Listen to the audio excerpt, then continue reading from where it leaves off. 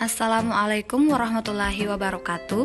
Puji syukur kita panjatkan kehadirat Allah Subhanahu wa Ta'ala, karena berkat rahmat dan hidayahnya lah kita masih diberi kesempatan untuk bisa menghadiri perkuliahan pada hari ini. Tak lupa pula selawat serta salam kita panjatkan kepada junjungan kita Nabi Muhammad SAW yang telah membawa kita dari alam yang gelap gulita ke alam yang terang benderang. Pertama, saya ucapkan terima kasih kepada Ibu Murtafia SPD MPD selaku dosen pengampuh mata kuliah Matematika Sekolah 2 dan pembelajarannya. Perkenalkan, nama saya Sisil Nilawati dengan NIM H02203332, Prodi Pendidikan Matematika kelas C. Di sini saya akan mempresentasikan mengenai materi yang berjudul penggunaan matriks pada transformasi geometri serta pendekatan, media, dan model yang digunakan untuk menerapkan materi ini dalam pembelajaran matematika. Pertama, kita bahas mengenai pengertian transformasi geometri. Transformasi geometri adalah perubahan suatu objek baik dari posisi, bentuk, maupun ukuran yang dikarenakan oleh suatu aturan tertentu. Perhatikan gambar di samping. Gambar tersebut menunjukkan sekumpulan orang yang sedang berjalan. Lalu apa hubungannya orang yang berjalan dengan materi transformasi geometri? Pada saat orang berjalan, ada posisi awal atau posisi sebelum orang tersebut melangkah, kemudian ada langkah yang dia lakukan, hingga tiba di posisi akhir. Dari posisi awal ke posisi akhir, ada jarak yang dia tempuh. Pergeseran dari posisi awal ke posisi akhir dengan jarak dan arah tertentu di sepanjang garis lurus disebut translasi. Translasi ini adalah bagian dari transformasi geometri. Posisi akhir disebut juga dengan bayangan. Adapun jenis-jenis transformasi geometri antara lain: 1. Translasi atau pergeseran. Translasi ini sering kita lakukan pada kehidupan sehari-hari, pada saat kita bergerak atau bergeser dari posisi satu ke posisi yang lain. Yang kedua, refleksi atau pencerminan. Refleksi ini juga sering kita lakukan pada kehidupan sehari-hari, yaitu pada saat kita bercermin. Yang ketiga, rotasi atau perputaran. Ini juga sering kita jumpai pada kehidupan sehari-hari, yaitu saat melihat jarum jam. Dan yang keempat yaitu dilatasi, yaitu perbesaran atau pengecilan. Ini juga kita sering jumpai pada kehidupan sehari-hari, yaitu seperti saat kita menonton TV. Waktu itu terjadi perbesaran dan pengecilan. Jadi, secara garis besar yang dipelajari pada materi transformasi geometri adalah koordinat titik asal atau persamaan kurva asal, transformasi geometri baik transformasi geometri tunggal ataupun komposisi dari transformasi geometri, dan bayangan. Jenis transformasi geometri yang pertama yaitu translasi atau pergeseran. Translasi adalah suatu transformasi yang memindahkan setiap titik pada bidang dengan jarak dan arah tertentu di sepanjang garis lurus. Jadi, titik tersebut hanya bergeser dari posisi awal ke posisi akhir di sepanjang garis lurus. Jika titik A, XY ditranslasikan dengan TAB, maka bayangan titik A adalah A aksen, X aksen, Y aksen. Dengan koordinat A aksen, X aksen, Y aksen dapat dinyatakan dengan rumus X aksen, Y aksen sama dengan XY ditambah AB. Rumus translasi ini dinyatakan dengan menggunakan operasi matriks penjumlahan. Jenis yang kedua yaitu refleksi atau pencerminan. Refleksi atau pencerminan adalah suatu transformasi yang memindahkan setiap titik pada sebuah bentuk atau bangun ke titik yang simetri dengan titik semula terhadap sumbu pencerminan. Di sini ada beberapa sumbu pencerminan yang kita bahas, yaitu 1. Pencerminan terhadap sumbu X. Rumus yang digunakan adalah X aksen, Y aksen sama dengan 1, 0, 0 min 1 dikali XY. Rumus ini dinyatakan dalam perkalian matriks. Yang kedua, pencerminan terhadap sumbu Y dengan rumus X aksen, Y aksen sama dengan min 1, 0, 0, 1 dikali dengan XY. Yang ketiga, pencerminan terhadap garis Y sama dengan X. Dengan rumus X aksen Y aksen sama dengan 0, 1, 1, 0 dikali dengan XY. Yang keempat yaitu pencerminan terhadap garis Y sama dengan min aksen. Dengan rumus X aksen Y aksen sama dengan 0, min 1, min 1, 0 dikalikan dengan XY. Yang kelima, pencerminan terhadap pusat O. Pusat O ini adalah pusat 0,0. Rumus yang digunakan X aksen Y aksen sama dengan min 1, 0, 0, min 1 dikali dengan XY. Yang keenam, pencerminan terhadap garis X sama dengan H. Rumus yang digunakan X aksen Y aksen sama dengan 2H kurang X Y. Yang ketujuh, pencerminan terhadap garis Y sama dengan K. Rumus yang digunakan X aksen Y aksen sama dengan X 2K kurang Y. Yang ketiga yaitu rotasi atau perputaran. Rotasi adalah suatu transformasi berupa pergeseran atau pemindahan semua titik pada bidang geometri sepanjang busur lingkaran yang memiliki titik pusat lingkaran sebagai pusat rotasi. Yang pertama, rotasi dengan pusat O 0,0 dan sudut θ.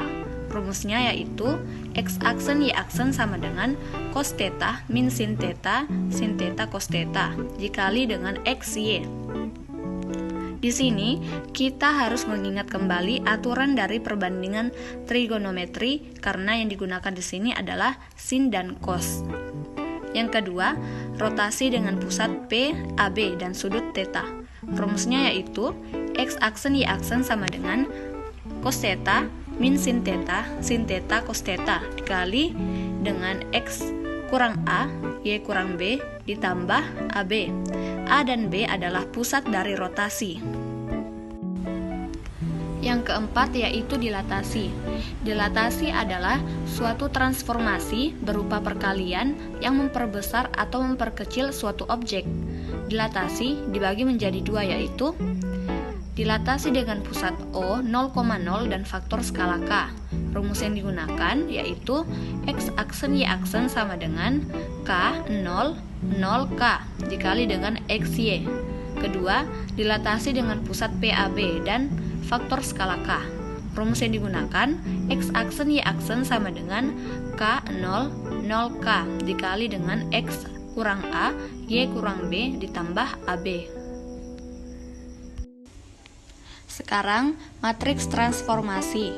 Jadi secara umum, transformasi geometri dapat dinyatakan dalam bentuk matriks ABCD yang memetakan titik X, Y ke titik X aksen Y aksen dengan persamaan X aksen Y aksen sama dengan A, B, C, D dikalikan dengan X, Y.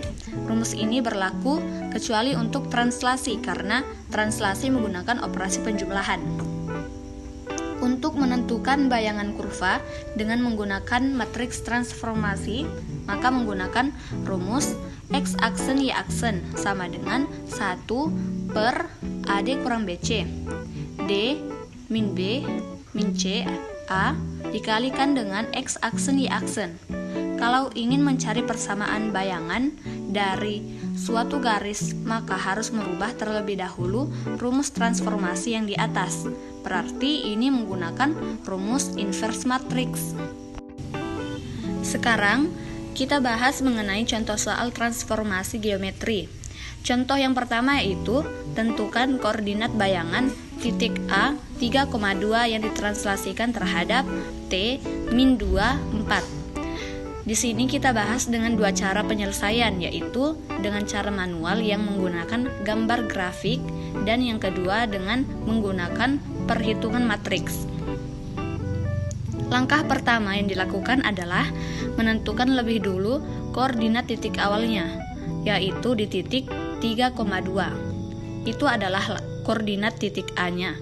Selanjutnya, karena translasinya min 2, maka digeser 2 langkah ke kiri dari titik awal, sehingga berhenti di X sama dengan 1. Kalau positif, maka digeser ke kanan dari titik awalnya.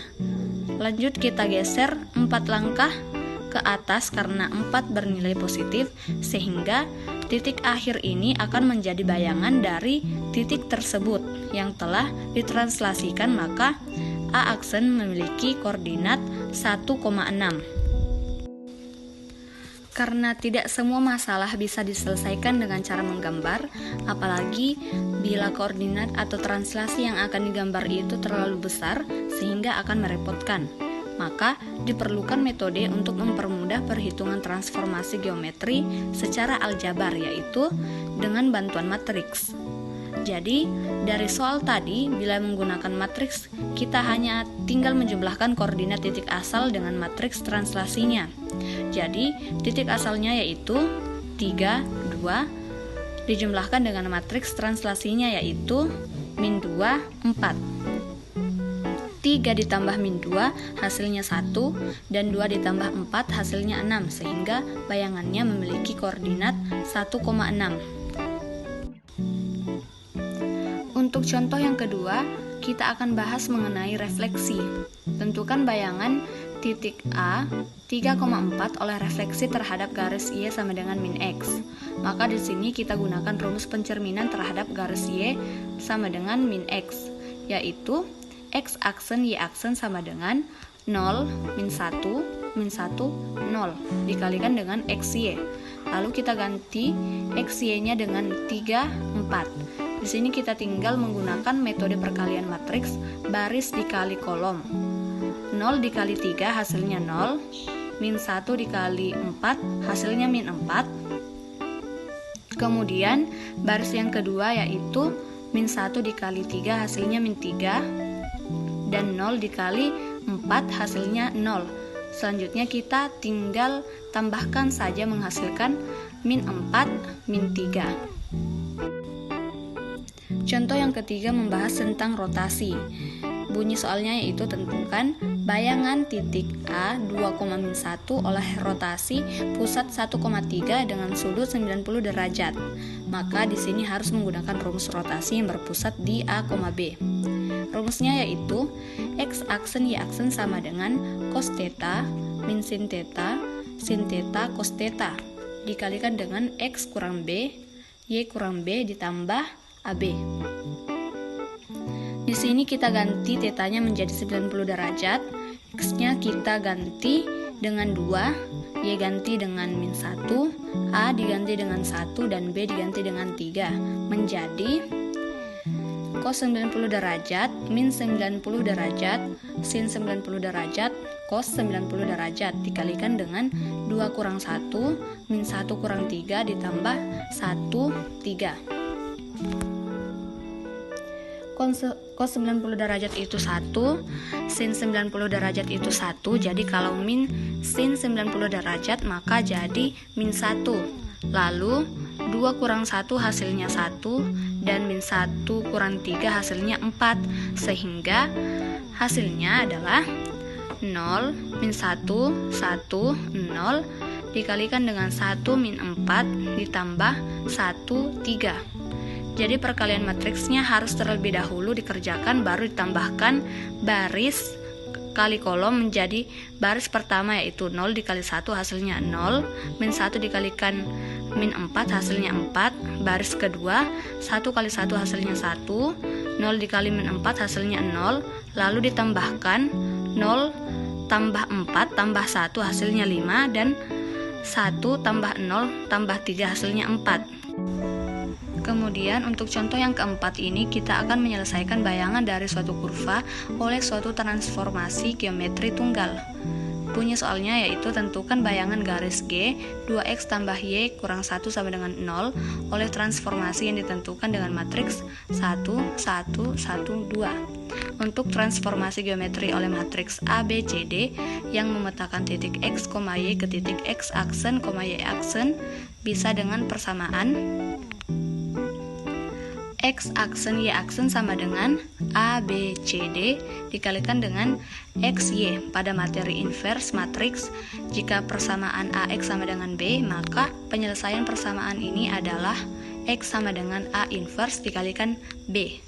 Jika X aksen Y aksen adalah matriks B, matriks ABCD adalah matriks A dan XY ini adalah matriks X, maka untuk mencari XY, matriks ABCD kita inverskan lalu dikalikan dengan X aksen Y aksen, maka akan menjadi XY.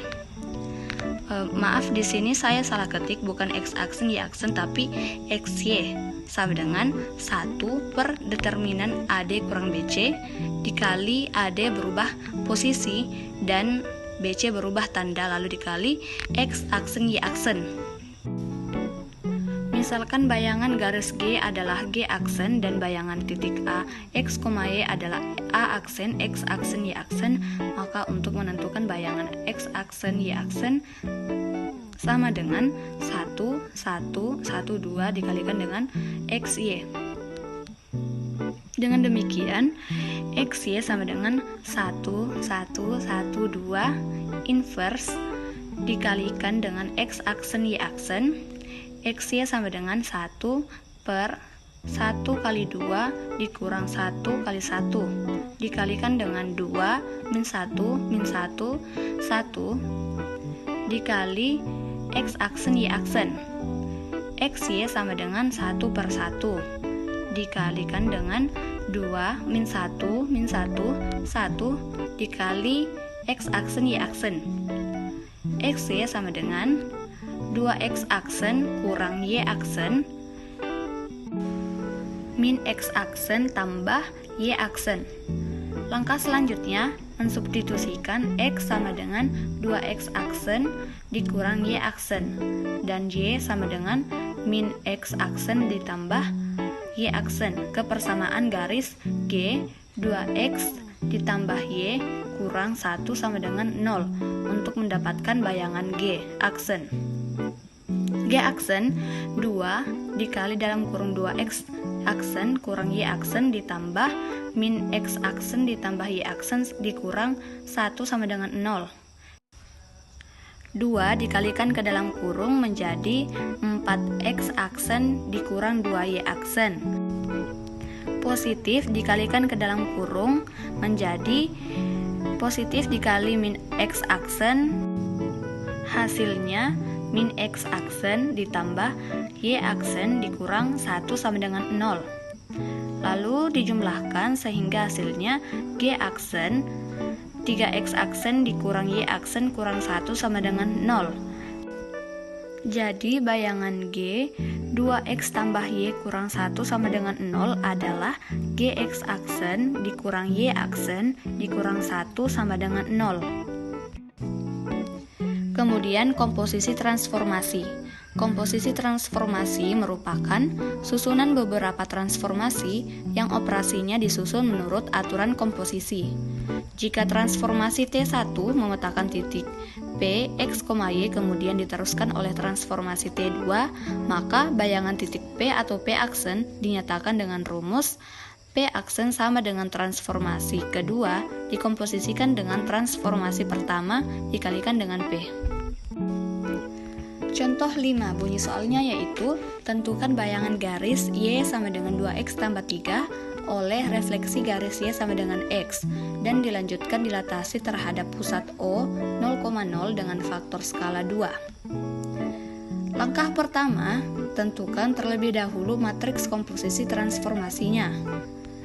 Refleksi terhadap garis Y sama dengan X, T1 sama dengan 0, 1, 1, 0 dilatasi terhadap pusat O dengan faktor skala 2. T2 sama dengan 0, 1, 1, 0. Matriks komposisi transformasi T2 komposisi T1 sama dengan 2, 0, 0, 2 dikalikan dengan 0, 1, 1, 0. Hasilnya 0, 2, 2, 0. Selanjutnya, untuk mencari bayangan matriks komposisi transformasinya 0, 2, 2, 0 dikalikan dengan X dan Y. Cari X, Y-nya berarti kita harus menggunakan rumus inverse.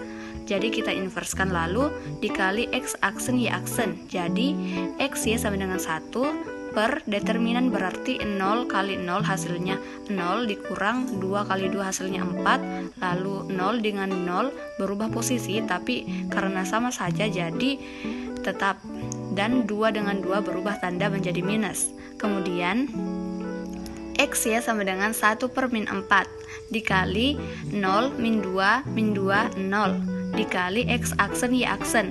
Jadi tinggal dikalikan menjadi X Y sama dengan 0 1/2 0 dikali X aksen Y aksen, sehingga hasilnya X Y sama dengan 1/2 Y aksen 1/2 X aksen. Dengan demikian, X sama dengan 1/2 Y aksen dan Y sama dengan 1/2 X aksen. Kemudian, substitusikan kepersamaan garis Y sama dengan 2X tambah 3 untuk mendapatkan bayangannya. 1/2 X aksen sama dengan 2, ganti X dengan 1/2 Y aksen ditambah 3. Kemudian, 1/2 X aksen sama dengan 2 dikalikan dengan 1/2 Y aksen, hasilnya Y aksen ditambah 3 menjadi X aksen sama dengan 2Y aksen ditambah 6. Ini dikali 2. Jadi bayangan garis Y sama dengan 2X tambah 3 adalah X sama dengan 2Y tambah 6. Kemudian, mari kita bahas mengenai infografis yang memuat pendekatan, media, serta model pembelajaran yang digunakan untuk mengaplikasikan materi penggunaan matriks pada transformasi geometri. Yang pertama yaitu pendekatan. Di sini saya memilih saintifik karena menurut Hairudin tahun 2014, pendekatan saintifik merupakan suatu cara dalam proses pembelajaran dengan menggunakan cara-cara ilmiah yang memenuhi kriteria 1. Substansi atau materi pembelajaran berbasis fakta atau fenomena yang dapat dijelaskan oleh logika. Kedua, penjelasan guru, respon siswa, dan interaksi edukatif yang terjadi terbebas dari unsur prasangka, pemikiran yang subjektif, atau penalaran yang menyimpang dari alur berpikir logis. Ketiga, mendorong dan menginspirasi siswa berpikir secara kritis, analitis, dan tepat. 4. Mendorong dan menginspirasi siswa mampu berpikir hipotetik dalam melihat perbedaan, kesamaan, dan tautan satu dengan yang lain dari materi pelajaran. Yang kelima, mendorong dan menginspirasi siswa mampu memahami, menerapkan, dan mengembangkan pola pikir rasional. Pembelajaran menggunakan pendekatan saintifik menyentuh 3 ranah, yaitu sikap, pengetahuan, dan keterampilan. Dengan pembelajaran pendekatan saintifik ini bukan hanya didasarkan atas hasilnya saja, namun juga proses pembelajaran yang menekankan pada pemahaman kepada siswa dalam mengenal, memahami berbagai materi menggunakan cara-cara ilmiah. Kemudian yang kedua yaitu media. Di sini saya memilih multimedia karena multimedia merupakan teks, gambar, grafik, suara, dan animasi video yang digabung menjadi satu produk dan dapat ditampilkan di LCD atau proyektor. Dengan adanya media pembelajaran berbasis multimedia dapat meningkatkan kualitas pendidikan. Selain itu, penggunaan media pembelajaran berbasis multimedia dalam kegiatan pembelajaran matematika dapat membangkitkan motivasi dan minat belajar siswa secara mandiri serta tercapainya tujuan dari pembelajaran tersebut. Dan yang terakhir yaitu ketiga, model pembelajaran. Di sini saya memilih problem based learning karena berdasarkan hasil penelitian, yang pertama, model pengajaran problem based learning dapat meningkatkan kualitas pembelajaran matematika, terutama pada materi transformasi geometri. Kedua, pembelajaran dengan problem based learning memiliki dampak positif dalam meningkatkan prestasi belajar siswa. Ketiga, model pengajaran problem based learning dapat menjadikan siswa merasa dirinya mendapat perhatian dan kesempatan untuk menyampaikan pendapat, gagasan, ide, dan pertanyaan. Yang keempat, siswa dapat bekerja secara mandiri maupun kelompok, serta mampu mempertanggungjawabkan segala tugas individu maupun kelompok. Dan yang kelima, penerapan pembelajaran dengan model problem-based learning mempunyai pengaruh positif, yaitu dapat meningkatkan kreativitas belajar siswa. Itu saja yang dapat saya jelaskan mengenai materi yang berjudul penggunaan matriks pada transformasi geometri serta pendekatan, media, dan model yang digunakan untuk menerapkan materi ini dalam pembelajaran matematika. Saya akhiri. Wabillahi taufiq wal hidayah. Wassalamualaikum warahmatullahi wabarakatuh.